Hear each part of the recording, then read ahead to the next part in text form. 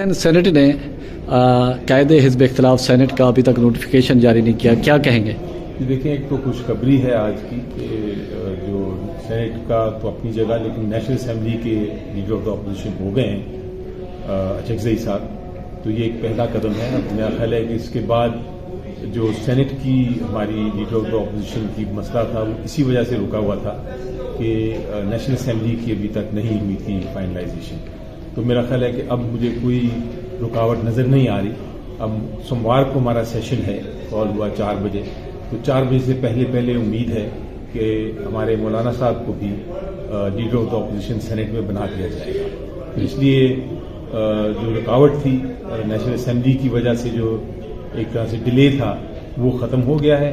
اب کوئی بہانہ نہیں رہا کہ مولانا صاحب کو leader of the opposition Senate میں نہ بنایا۔ تو پی ٹی آئی اب واپس قائمہ کمیٹیوں میں جائے گی؟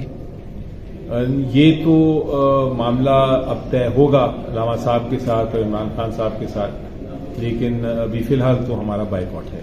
ٹھیک، تھینک یو سر۔